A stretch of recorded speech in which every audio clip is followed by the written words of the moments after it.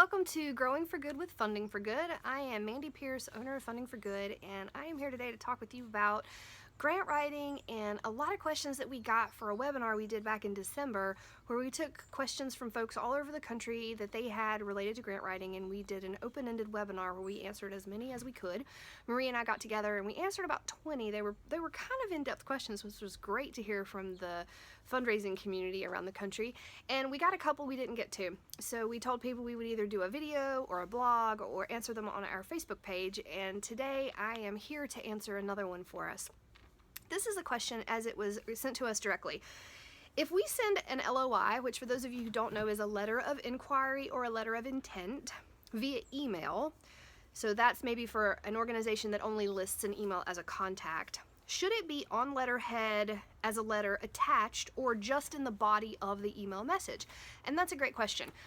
I'm going to answer this the way that I would, and a lot of you get tired of hearing me say this, but my first question would be, have you reached out via email to the program officer and said, hey, we'd love to send a letter of inquiry in. Would you prefer that it be on letterhead as an attachment, or is it okay just to include it in the body?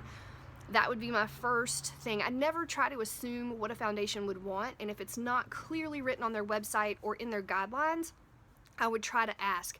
If you send 2 emails and don't get a response, or if you've been able to find a phone number, I would call and ask, but this question was specifically for if you can't find a phone number.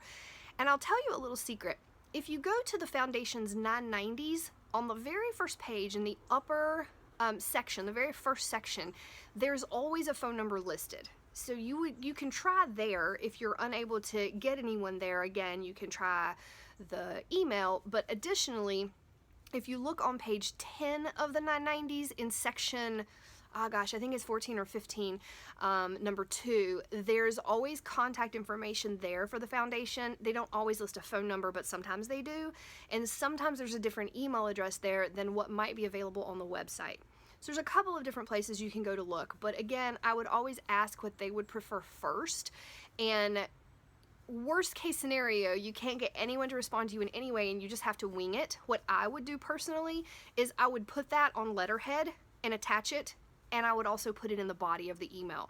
That way, in case they just skim through the email, they can see it quickly, and if they need a more formal copy, potentially with a signature on it from you, they can print that off as well and share it with their board. So I think that those are the ways that I would go myself, and I hope that that was helpful.